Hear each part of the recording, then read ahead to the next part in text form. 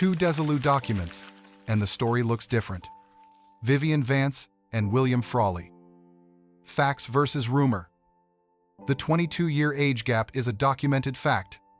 Off-camera friction shows up in newspapers and on radio starting in the 1950s.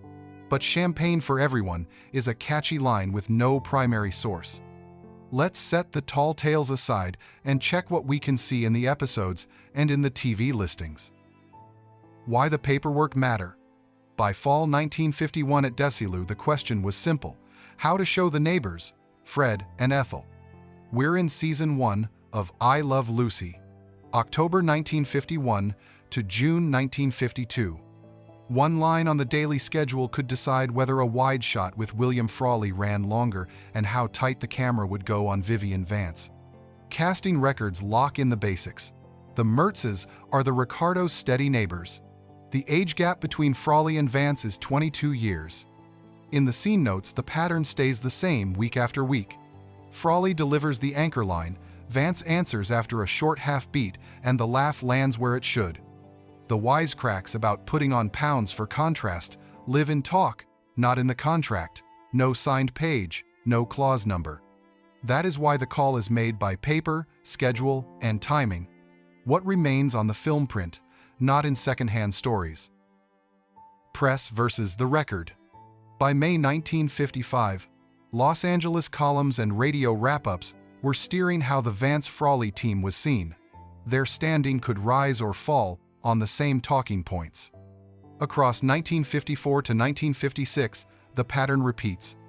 Society pages and TV blurbs keep pumping a personal chill, while Desilu production files show ordinary shooting weeks and steady air dates. On the Desilu lot, the scene notes tell a plainer story. Frawley sets the line, Vance answers on a short half-beat, the laugh lands, and the take moves on. Storyboards and daily plans keep the Fred and Ethel two-shot as standard practice, not anyone's victory. The sharper quips travel in retellings without transcripts, dates, or names. People quote them, but no one shows the page. Desilu's promo office pushes what can be checked: air dates, cast lists, routine camera setups, pulling the talk back to the screen. The conflict was real, but the press made it bigger than the work did. Stories or studio records. By January 1956, Los Angeles columns were reshaping how the Vance-Frawley team looked on screen. Their professional standing rose or fell on the same recycled talking points. The years 1954 to 1956 show 3 clear lines. First, the CBS schedule holds. I Love Lucy airs on time, week after week. Second, Desilu production reports and the daily schedule lists steady scenes for Fred and Ethel. The two-shot is routine craft, not anyone's win. Third, the clipping files repeat the same hints about off-camera jabs. No transcripts, no dates, no named sources. It's mostly, someone said. On the Desilu lot, rehearsal notes tell a simpler story. Frawley plants the line, Vance answers on a short half-beat, and the laugh lands where it should, scene after scene. So yes, there was conflict, but newspapers and radio made it sound bigger than it looked at work. Studio paperwork, shooting schedules, reports, and contracts pulls the picture back to size and back to the screen. Next, that champagne for everyone line. Does any primary source exist? The champagne for everyone line.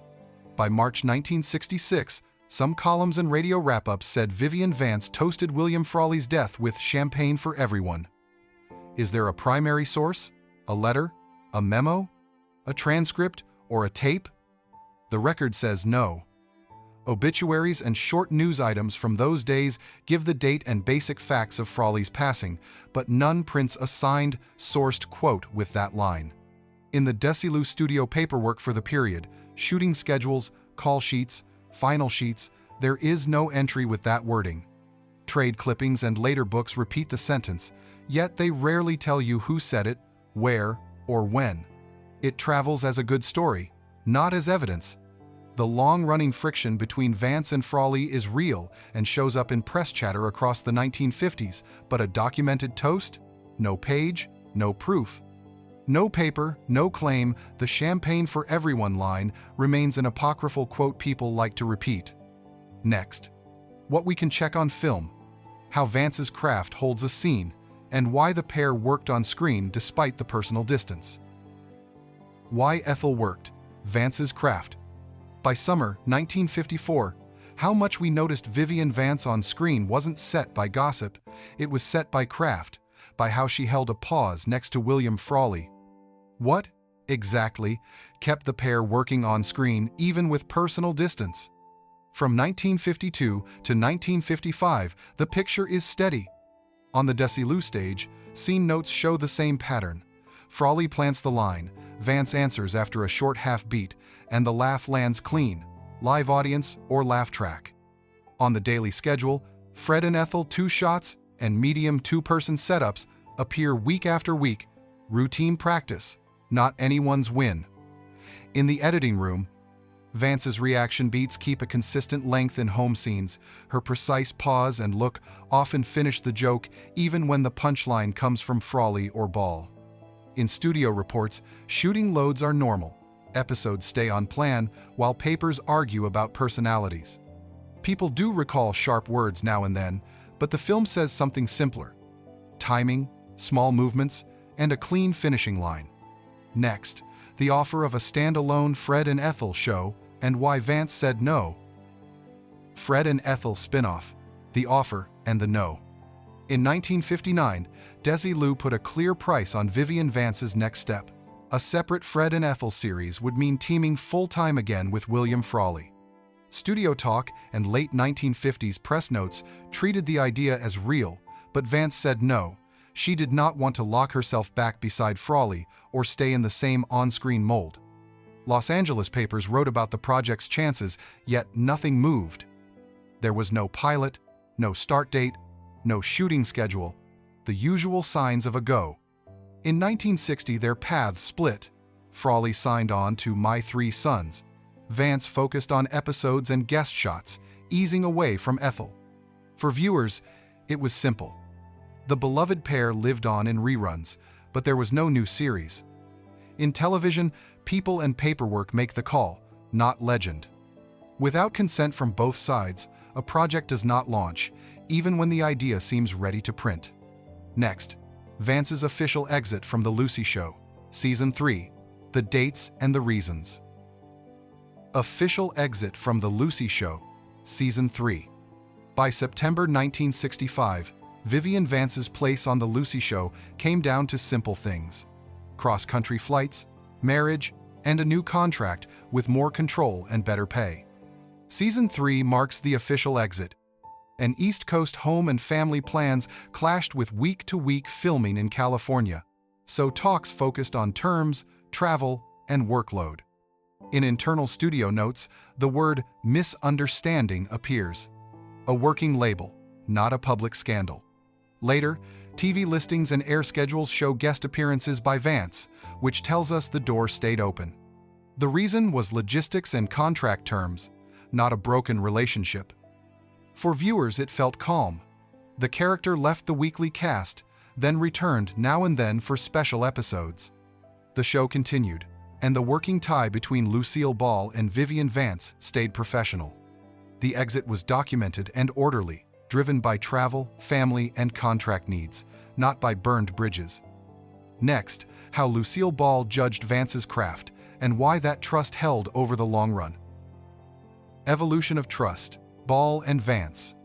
By fall 1962, Lucille Ball faced a basic choice for The Lucy Show: whom to lean on in the new weekly rhythm and how much room to give Vivian Vance in a scene. How does on-screen precision turn into trust that survives arguments and distance? Seasons 1 and 2 leave a clear trail. At Desilu, the scene notes stay steady. Ball starts the joke. Vance waits a short beat and finishes it with a look. The audience laughs where it's planned. On the daily schedule, Lucy and Ethel 2 shots appear week after week, routine practice, not anyone's favor. In the editing room, Vance's reaction beats keep the same length in everyday scenes.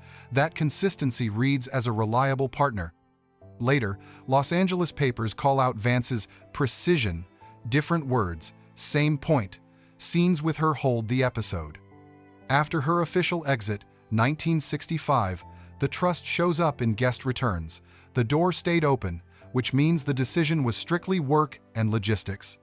Trust is built from what you can see and check: the frame, the schedule, the invitation to come back. Next, we put it all together: what's in the paperwork and what's only a hand-me-down story. What we can prove: gain weight. By April 1953, the claim that Vivian Vance was told to put on weight had no paper behind it. The question was simple: does a signed page exist? A clause, a date, a signature? Mid-1950s. Variety notes and newspaper items repeat a version of 10 pounds for contrast, but they don't cite a clause number, a page, or a signer. In the Desilu files for 1953 to 1955, you see the usual things: shooting schedules, scene assignments, costume work orders. What you don't see is an instruction to gain weight. In costume fitting notes, there are remarks about altering seams and fit for Vance. That's normal television practice of the time, not a legal rule about the actor's body. People who were around remember sharp jokes about contrast with Frawley, and the press picked them up. But on screen, Fred and Ethel work for other reasons: performance, framing, and editing, not numbers on a scale. Without a signed page, it's a story, not a clause. Next, the closing formula: 4 checkable points you can use to re-watch this history without the fog of legend. Final. What the records confirm. By fall 1969, the fair way to view the Vance-Frawley story was to trust what can be seen and what is written, not loud retellings. 1951. The age gap was 22 years, on paper and on screen.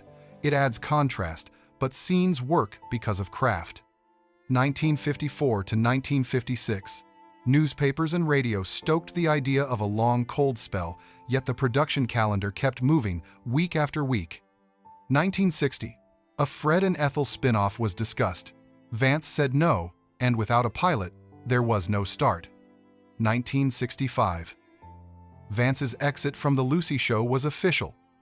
Cross-country travel, family, and contract terms. Later guest spots show the ties remained. 1966. The Champagne for Everyone line still has no primary source.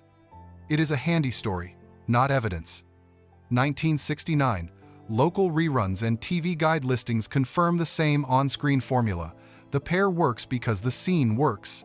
The legend is wider than the record. Trust dates, documents, and finished episodes. The story stands here, unless a new document appears.